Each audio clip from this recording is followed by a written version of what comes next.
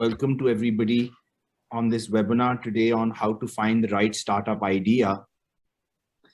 We have in the past done a series of how-to webinars, starting with how to scale a startup in June, how to raise money in September, and now how to find the right startup idea in the month of November.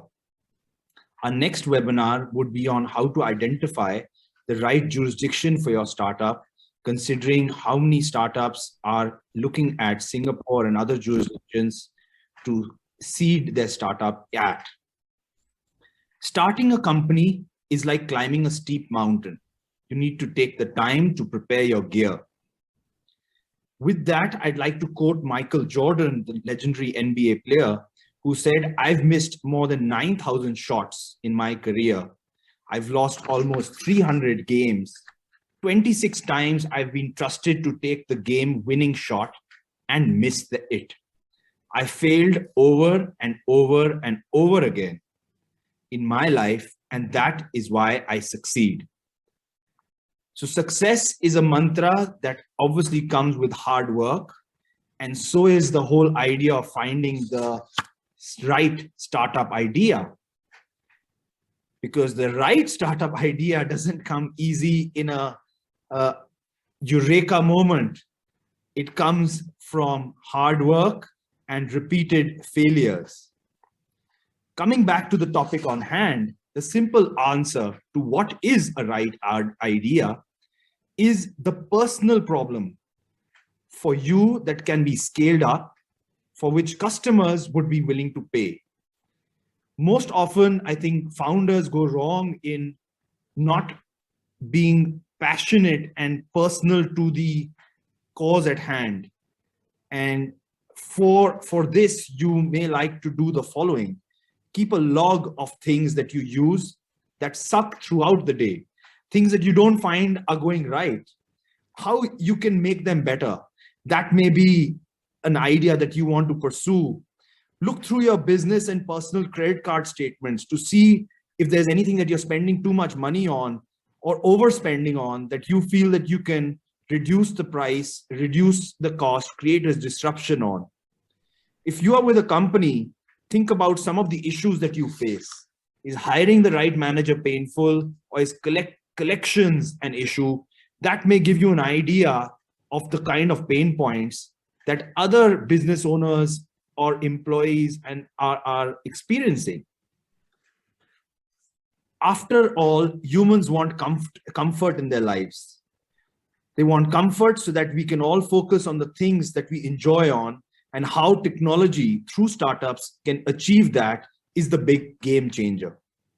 Forbes gives 3 top business ideas of 2021 as freelancer, writers and bloggers, videographers or photographers, and graphic designers. As you can see from this list, the gig economy is going places in 2021, and I'm sure the rest of the panelists would concur to that as we move ahead.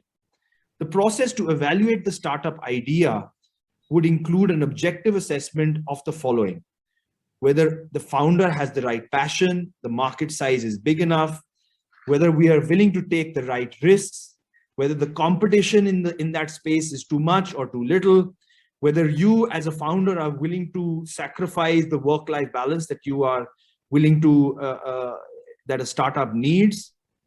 And again, over here, I'd like to quote the co-founder of PayPal, who is also the author of the book called 0 to 1 by Peter Thiel, who says, "A company should start when they have a technology that's 10x better than their closest competitor." So clearly we're talking about a disruption, and that's where the startup industry looks to find the big right idea. As per another leading VC investor and founder of Made and Not Born, founders are made and not born, called Miss Mercedes Bent, she goes on to advocate the following mantra to choose a good idea. A, do you have the burning idea? B is, can you make that burning idea your life purpose? C is the business model or category. Does it have a proven track record of, say, valuations or other metrics. Can you identify a clear trend or a change in a trend, such as consumer trends or habits which are changing? Do you have an unfair distribution advantage? Because it's all about distribution to scale up. And finally, do you have the right founder market fit? As in, are you the right founder for that market? We have various models or academic studies which Stanford and other leading schools will advise. Some of them are called the job to be done framework, JTBD as they call it. And JTBD framework is a great way to understand your customer needs rather than for you to just wing it. Whether you are an early stage founder or an investor, a clear JTBD statement should help you communicate with absolute clarity what a specific group of people want in specific circumstances and the barriers to getting it.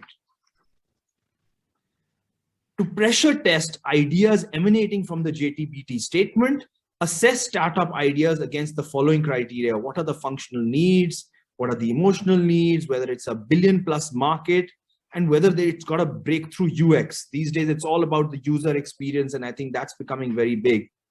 But enough about, what I think. I think with that, I'm going to quote Benjamin Franklin, who said, "Diligence is the mother of good luck." And clearly the startups of today need all the good luck, and that comes from diligence.